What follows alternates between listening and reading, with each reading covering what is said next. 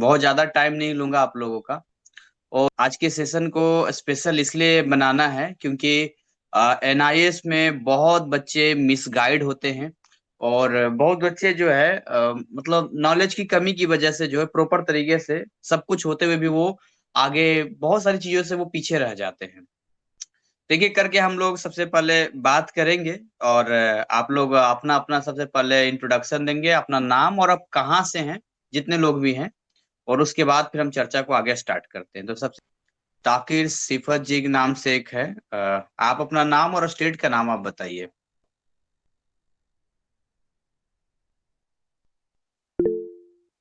दिल्ली, ठीक है, दिल्ली से हैं। और एक रामदास महतो है, उनका तो वीडियो भी चालू है। आप कहाँ से हैं?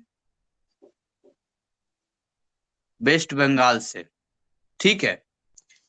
चलिए, जो है मेरा मेन आज का टॉपिक यही है, आप लोगों के सामने 15-20 मिनट में हम लोग क्लियर करेंगे, बात करेंगे।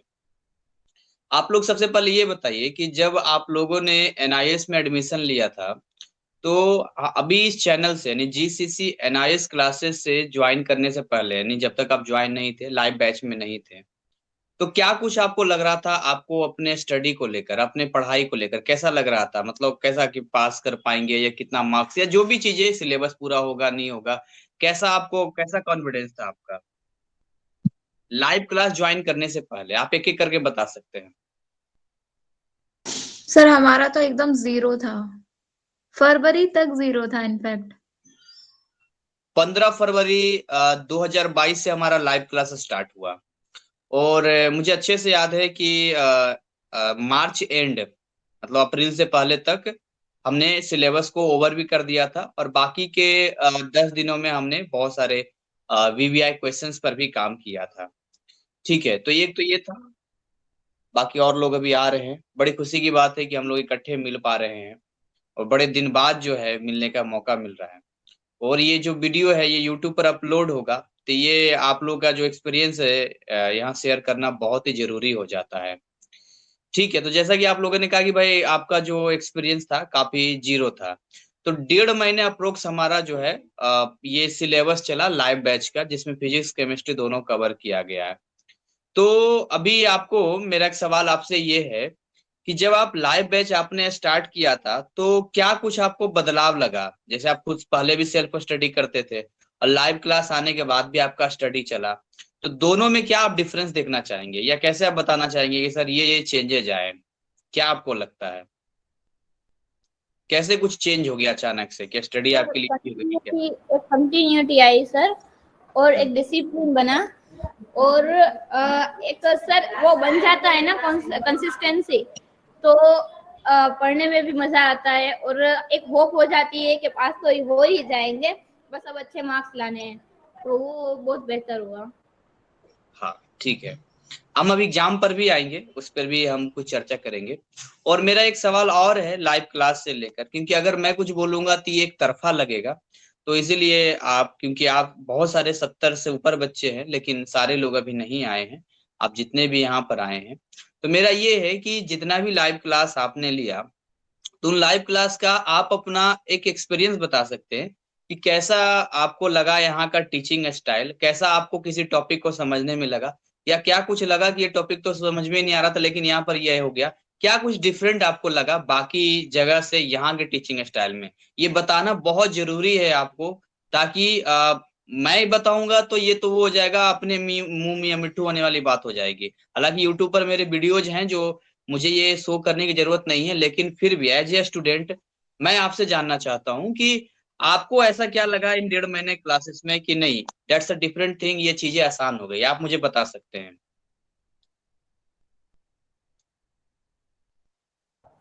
सर एक डाउट का रहा कि वो लाइव क्लास में डाउट डायरेक्ट पूछ सकते हैं, और यूट्यूब पर वीडियो देखने के वक्त जब डाउट आता है तो वो एक मन में रह जाता है, फिर भूल जाते हैं, तो वो क्लियर नहीं हो पाता।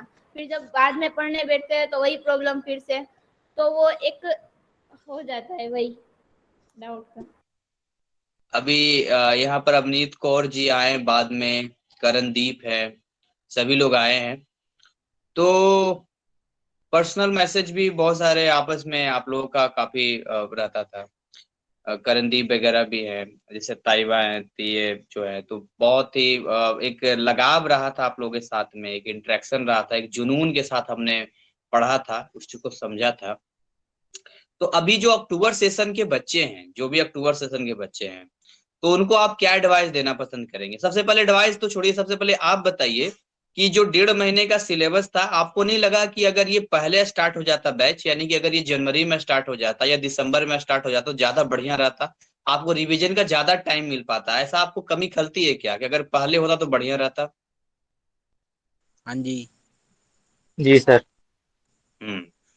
तो अभी जो अक्टूबर सेशन के बच्चे हैं, अब आप एडवाइस दीजिए कि उनका जो 1 जून से बैच स्टार्ट हो रहा है, उनको अभी से पकड़ लेना चाहिए या वेट करना चाहिए कि चलो 1-1.5 महीने में सिलेबस खत्म? सर उनको अभी से ही पकड़ लेना चाहिए। सर अभी से हमने जो पकड़ लेंगे तो गलती की जितने है डाउट्स वो है वो सारे नहीं क्लियर हो दोहरानी जाएंगे चाहिए। उनके। राइट। अब आते हैं आपके आपके एक स्टडी पे आते हैं। तो अब आप कुछ ऐसी बातें बताना चाहते हैं जो कि आपसे गलतियां हुई है, या आपको लगा ये गलती नहीं करनी, कुछ भी आपको ऐसा एनआईएस के स्टडी के दौरान ये एक्सटर्नल कुछ भी आप बताना चाहते हो, तो आप अपना एक एक करके बता सकते हैं कि ये आगे के बच्चे ना करें, क्योंकि ये एक्सपीरियंस केवल आप जानते हैं, या हो सकता है आपको कुछ ऐसा हो, तो आप मुझे बता सकते हैं, सारे बच्चों तक ये मैसेज पहुंचेगा। सर एक ये कि हमें पहले से स्टडी स्टार्ट कर देनी चाहिए थी और कंसिस्टेंसी से करना था। और दूसरा ये कि एनआईएस की जो ऑफिशियल बुक्स है ना, तो उसमें बहुत डिटेल दिया हुआ है। तो अगर रिवीजन करना है तो उसमें से नहीं करना चाहिए, गाइड्स का यूज करना चाहिए। और अगर क्वेश्चन सॉल्व करना है तो पीवाईक्यू की बुक अलग आती है, तो उससे बेटर रहेगा। तो वो एक है। चलिए, और बाकी बच्चे अपना अपना मैसेज दीजिए, चाहे एक्सपीरियंस दीजिए, बहुत जरूरी है, एक एक करके आगे आइए और अपना समय दीजिए, और यहाँ पर आए तो बताइए, एक एक करके बताइए जैसे इन्होंने बताया।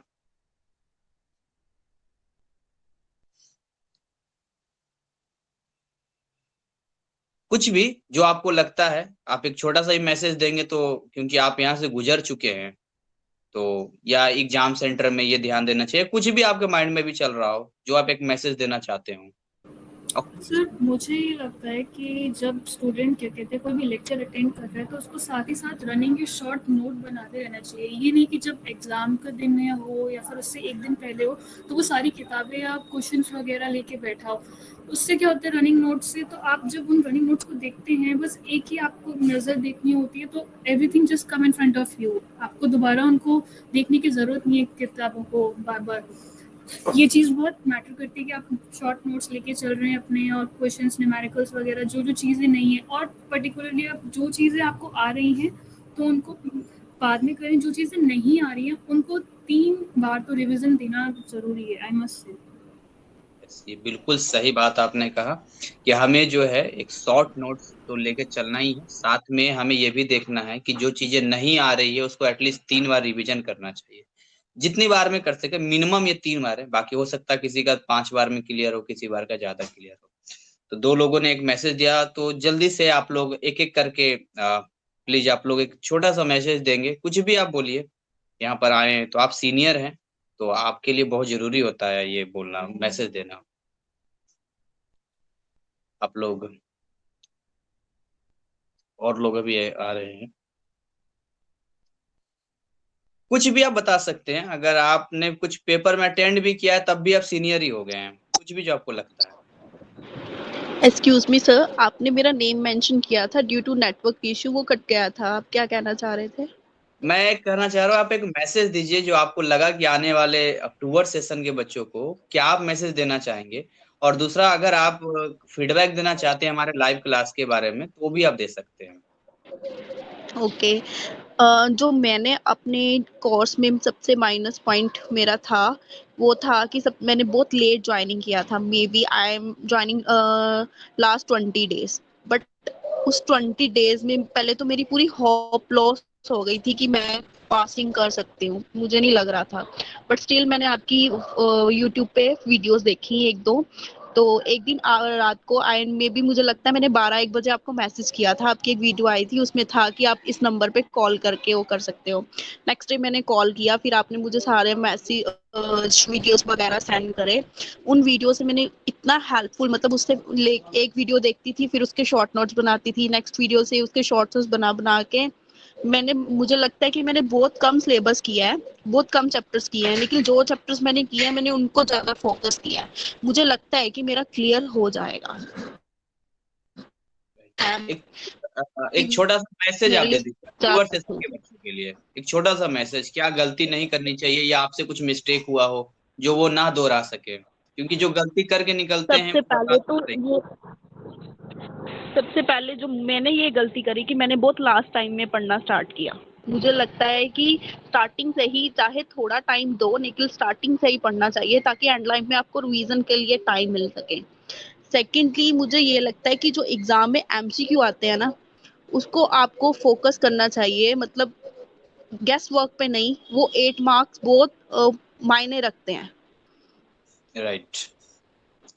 तो बहुत बढ़िया आपने बताया, मैसेज किया। और भी इसमें है, करणदीप ने अभी तक कुछ अपना बताया नहीं, करणदीप आप बताएंगे? करणदीप सिंह नाम से आईडी है हाँ जी, यस सर। जी, बताइए। सर सबसे हम ये पहले बताना एक चाहते हैं। फीडबैक वाले दे दीजिए, अपना फीडबैक दे दीजिए लाइव क्लास में जो आपने कैसे क्या रहा, और उसके बाद एक छोटा सा मैसेज अक्टूबर सेशन के बच्चों के लिए। हाँ जी सर, वैसे टाइम निकालना तो बहुत मुश्किल था, लेकिन हमने आपके वो यूट्यूब पे वो देखी थी वीडियोस, उससे हमें अच्छा लगा, तो फिर हमने क्लास ज्वाइन की, तो हमारा अच्छा कंप्लीट हो गया यानी कि। हम्म। और ये वो हम एग्जाम हॉल में अगर कोई पेपर देने जाए तो जो क्वेश्चन हो जाए जो आते हैं वो सबसे पहले अटेंड करें, फिर उसके बाद जो मैक्सिमम टाइम बचता है उसमें जो आप कोशिश करें जो आपसे नहीं हो पाए उन्हें करने के लिए। और पेपर देने के आने के बाद पेपर मैच चेक नहीं करना चाहिए, क्योंकि पेपर चेक करने से जो आपसे क्वेश्चन छूट जाते हैं फिर आपको डीपली डिप्रेशन में लेके जाते हैं, यानी कि अगले एग्जाम में आपको दिक्कत होती है करने में। Thank you sir. हाँ, ये पॉइंट वाली बात आपने बोला, और ये पॉइंट मैं भी इस बात से एग्री करता हूँ। ठीक है। आप मतलब ये, अगर आपको बहुत ज्यादा खुद पे कॉन्फिडेंस है, यानी कि आपका सिलेबस बहुत अच्छे से मतलब पूरा कंप्लीट है, और आपको लगता है आपने बहुत बेटर परफॉर्मेंस किया है, तब तो वैसे भी आपको पता है कि आप बहुत बढ़िया है। और ये बात जो आपने कहा कि अगर आप ऑलरेडी पहले से डिप्रेशन में है, कम टाइम में किया है, तो जो आने के बाद फिर आप पेपर को रीचेक करते हैं, फिर आपको लगता है कम नंबर कम इसमें आ रहा है, तो ये आपको नेक्स्ट पेपर को और रिजल्ट को गिरा देगा। ये अ, बहुत इंपॉर्टेंट बात आपने कही है, और आई अप्रिसिएट यू। तो ऐसे ही जो है कुछ जानकारी आपसे भी मिलेगा, क्योंकि जो उस रास्ते से गुजरता है उसे बढ़िया से पता होता है कि क्या क्या चीजें प्रॉब्लम हुआ है, नहीं हुआ है। हाँ जी। कि मैं क्या है ना कि 1.5 महीने में मेरे लिए एक चैलेंज था। चैलेंज ये था कि मैं कैसे सिलेबस को कंप्लीट करूंगा, ये मेरे लिए बहुत बड़ा चैलेंज था। और सच कहिए तो अंदर से दो ऑप्शन था मेरे पास, या तो मैं हिम्मत हार जाता कि नहीं 1.5 महीने में मैं कुछ नहीं कर सकता हूँ, क्योंकि पॉसिबल ही नहीं था 1.5 महीने में क्या हो सकता है। लेकिन एक चीज मैंने लाइफ में इस बैच से सीखा, आप लोग के साथ सीखा, कि कुछ भी असंभव नहीं है। एज ए टीचर 1.5 महीने में केवल सिलेबस कंप्लीट नहीं हुआ है, केवल सिलेबस कंप्लीट नहीं है ये इसने मुझे बहुत कुछ सिखा दिया है, बहुत कुछ सिखा दिया है, जिसको आप इमेजिन भी नहीं कर सकते, इतनी चीजें हमने सिखा दिया। जैसे कि सबसे पहली चीज तो मैंने यहाँ से आपको यहाँ से सीखा है इस बैच से, कि हमें हिम्मत नहीं हारनी चाहिए, क्योंकि 1.5 महीने जैसे होता है, लास्ट मोमेंट पर भी बहुत कुछ किया जा सकता है, और वो काम हमने यहाँ पर कर दिया। ये चीज मैंने नोट किया। और दूसरी बात ये कि कभी भी देर नहीं होती है, मतलब ऐसा नहीं है आप चलिए 100 का 100 तो नहीं कर पाएंगे, लेकिन जितना टाइम बचा है, तो हर टाइम, जितना भी टाइम आपको बचा है, वो अपने आप में बहुत ही कीमती समय है, जिसका इस्तेमाल करके आप 100 का 100 तो नहीं, लेकिन आप इतना जरूर कर सकते हैं कि आप उसमें बहुत हद तक अपना बेस्ट दे सकते हैं। तो जब भी मेरे लाइफ में आने वाले, पूरी लाइफ में कभी भी एक एक इंस्पिरेशन है ये बैच मेरे लिए, एक मोटिवेशन के तौर पे मैं इसे लेता हूँ, कि अब मैं निडर हो गया हूँ, पहले से ज्यादा निडर हो गया हूँ, कि अब मैं कुछ भी कर सकता हूँ, नथिंग इज इम्पॉसिबल। इतना बड़ा सिलेबस और इतने रिलैक्स तरीके से ये जो बैच स्टार्ट हुआ, मुझे अच्छे से याद है कि जब फर्स्ट वीक में पहला 1-2 क्लास हुआ था, तो सबने कहा था कि सर इतना स्लो स्लो चल रहा है, कैसे ये कंप्लीट होगा। लेकिन मेरा ये भी इरादा नहीं था कि आप लोग को डिस्टर्ब करूं या आप लोग को और डिप्रेस करूं, लेकिन आप लोग की चिंता थी कि भाई ये टाइम तो है नहीं, कैसे होगा।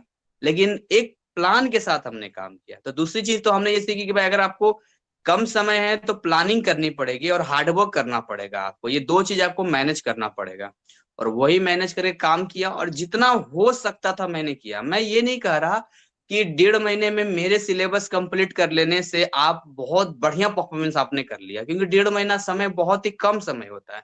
मैं ऐसा झूठ क्यों बोलूं।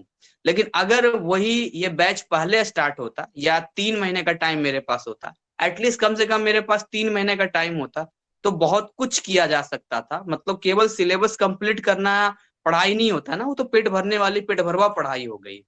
तो उसको अपने माइंड में एडजस्ट करने में, अपने माइंड में रखने के लिए रिवीजन का टाइम चाहिए होता है, जो बाकी आप सब ने कहा कि लेट करने से काफी प्रॉब्लम होता है। तो ये चीजें जो है, एक बात तो समझ में आ गई और सबको करना चाहिए। तो आज के बाद हम कभी जूम पे आप लोगों के साथ मिल पाएंगे। आप लोगों में से अगर कोई सर जी सर लास्ट थिंग, एक तो sir thank you for everything, आपने बहुत हेल्प की हमारी। और दूसरी एक सर ये कि अगर किसी को फिजिक्स में प्रॉब्लम हो रही है तो फिजिक्स के इम्पोर्टेंट चैप्टर जो है वो कंप्लीट कर ले। केमिस्ट्री में स्टार्टिंग से ऑर्गेनिक पर ध्यान दिया जा सकता है, और मैथ्स में प्रैक्टिस जितनी हो सके वो जितने अगर जूनियर से मुझे ये कहना है कि जितनी हो सके उतनी मैथ्स में प्रैक्टिस की जाए पहले से, क्योंकि मेथड सेम रहेगा, बस वो उसमें जरा सी मिस्टेक से पूरा सम बिगड़ जाएगा, तो वो एक मिस्टेक रह जाती है। और एग्जाम के टाइम पर तो वैसे ही फ्रस्ट्रेशन और सब होता है, तो वो एक ये रहेगा सर। और thank you for everything. Thank you, बहुत बढ़िया है। मैं कुछ दे पाऊंगा इन फ्यूचर बच्चों को। और मैं ये जो ग्रुप है ये ऐसा ही आप लोग के लिए रहेगा, आपस में बस आप डिस्कस कीजिए, इसमें रहिए। ये कभी ग्रुप में खत्म नहीं करूंगा, ये हमेशा रहेगा ये। तो इसी के साथ आज के इस वंडरफुल सेशन को मैं बाइंड अप करता हूँ। और अभी भी एक लास्ट मोमेंट में आप लोगों को देना चाहता हूँ। आप लोगों में से किसी को भी कुछ भी बोलना है तो आप बोल सकते हैं। जिस शरीर से प्राण निकलता है तो उसे पहले एक मौका मिलता है, क्योंकि इसके बाद इस सेशन के बच्चों का जो आप लोग का सेशन था उसके बाद जूम पे ये हम ऐसे नहीं मिल पाएंगे, क्योंकि उसके बाद इसका कोई मतलब नहीं बनता है। आप लोग आगे बढ़िए लाइफ में, हमारी शुभकामनाएं आपके साथ है। तो जैसे आप कुछ भी अपनी बात, अगर एक लाइन भी आपको लगता है तो अपने पास मत रखिए, आप अपने बता सकते हैं, अदरवाइज हम इस सेशन को बाइंड अप करेंगे। और बहुत अच्छा लगा आप लोगों के साथ में इस बैच में, और मैं उम्मीद करता हूँ मेरा सारा बैच ऐसे ही जाए और आप लोग एक आइडल रहेंगे हमेशा। जैसे आइडल गैस इक्वेशन में आइडल गैस होता है, वैसे आप लोग आइडल रहेंगे। ये जितने भी बैचेज अब इस NIS में लूंगा, और आप ही लोग की आइडेलिटी को फॉलो करके मैं सारे बैचेज को फॉलो करने की कोशिश करूंगा। आप लोगों ने मेहनत भी बहुत अच्छा किया, काफी हार्ड वर्क किया। रात रात तक मैसेज आते थे, 2-2 बजे रात तक होता था। तो मुझे पता है कि बहुत हार्ड वर्किंग रहा है, बस टाइम की कमी की वजह से थोड़ा सर बहुत ज्यादा, राइट। रात को 3-3 बजे तक पढ़ना सर मामूली आपका भी बात नहीं है। Thank you. अगर हम 2 बजे तक पढ़ते थे, आपको मैसेज करते थे, तो आपका भी उस टाइम रिप्लाई आता था। कोई भी प्रॉब्लम है, कोई भी है, किसी भी चैप्टर्स को लेके इशू है, अगर हम पूछते थे तो आप रिप्लाई जरूर करते थे उस चीज का। Thanks sir. हाँ sir, thank you so much. हमसे ज्यादा तो आप परेशान होते थे, आपने दिन रात एक कर दिया था, सपने तक देखते थे यहाँ तक कि आप। अब बस रिजल्ट आने की मुझे बेसब्री से इंतजार है। आप लोग का रिजल्ट आएगा तो आप पर्सनल मुझे जरूर बताइएगा, या ग्रुप में तो आप लोग सर डिस्कस करेंगे, पता चल ही जाएगा। तो सर मैंने आपका लास्ट में बैच खरीदा था, तो लगता है मेरे को और कुछ चैप्टर ने अपनी तरफ से भी